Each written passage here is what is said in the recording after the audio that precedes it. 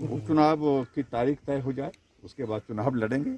और निश्चित रूप से 3 उपचुनाव जो निर्धारित हैं, एक लोकसभा का, 2 विधानसभा के, तीनों में जीतने की रणनीति बना करके आगे बढ़ेंगे। उनने यही कहा कि आप सारी चीज़ों का लेकर आकलन करिए, असेसमेंट करिए, क्या बेहतर करना होगा।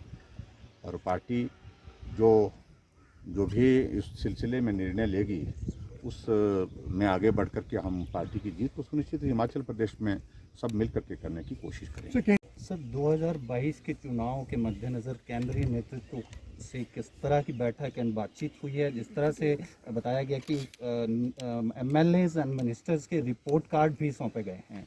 तो स्वाभाविक रूप से हम चुनाव के करीब पहुंचने वाले हैं, उस दिशा में नज़दीक आते जा रहे हैं। चुनाव तैयारी करने की बातचीत हुई है और विधायक मंत्री अच्छा काम करें, मेहनत करें अपने विधानसभा क्षेत्र में, ताकि उनकी जीत सुनिश्चित हो सके।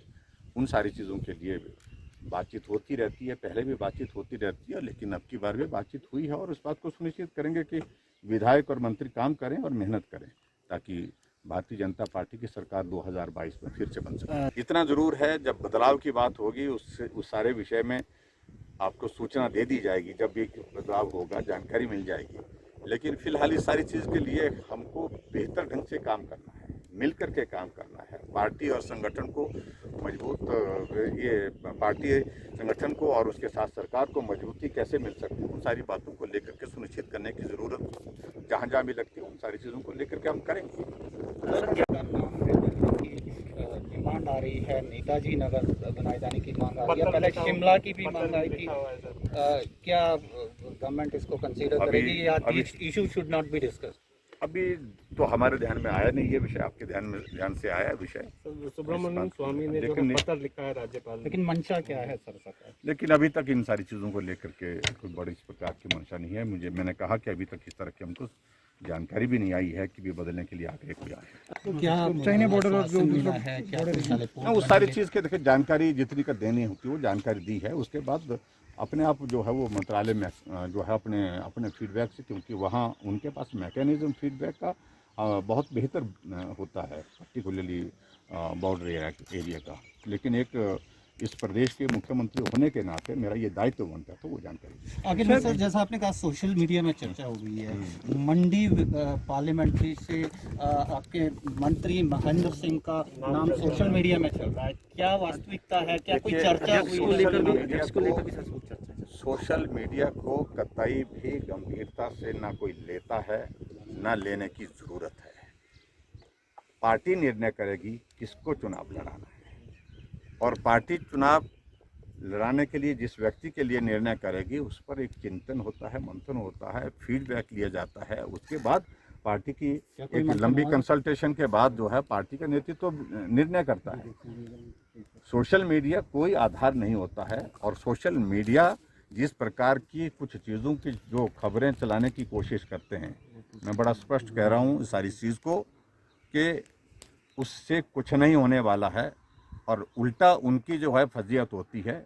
और जब वो सारी चीज़ें सत्य पर आधारित नहीं होती है, और उसके बाद कुछ लोगों का एक आदत बन गई है कि इस प्रकार की सेंसेशनल कुछ बातों को उठाना, खबरें बना करके ये करना, उसका कोई मतलब नहीं है, कोई अर्थ नहीं। बरत रहे हैं, क्या इसको और सख्त किया जाएगा जब तक कोरोना कर्फ्यू इम्पोज्ड है स्टेट में? मेरा तो यही कहना है कि सख्ती करने की ओर से सरकार को ज़रूरत नहीं पड़नी चाहिए।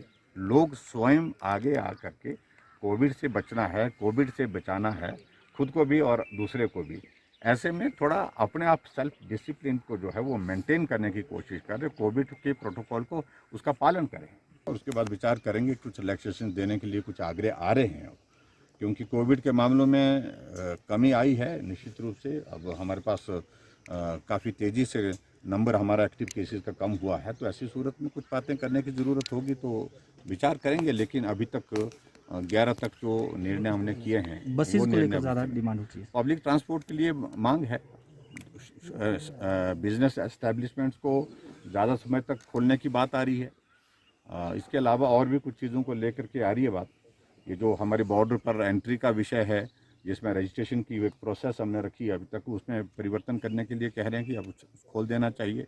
इन सारी चीज़ों पर विचार जिस- करें। ऑक्सीजन के डी टाइप और बी टाइप सिलेंडर जो उनने उपलब्ध करवाए भी हमको बड़ी संख्या में, हमने कहा हमारी स्टोरेज कैपेसिटी हम आने वाले समय के लिए बढ़ाना चाह रहे हैं, उस दृष्टि से वो हमको उसमें सहयोग कर रहे हैं। तो उन्होंने कहा है कि हम लगभग 1000 D type cylinder Himachal Pradesh को उपलब्ध करवाएंगे ताकि हम ऑक्सीजन की स्टोरेज के लिए जो है वो बेहतर ढंग से काम कर सकें।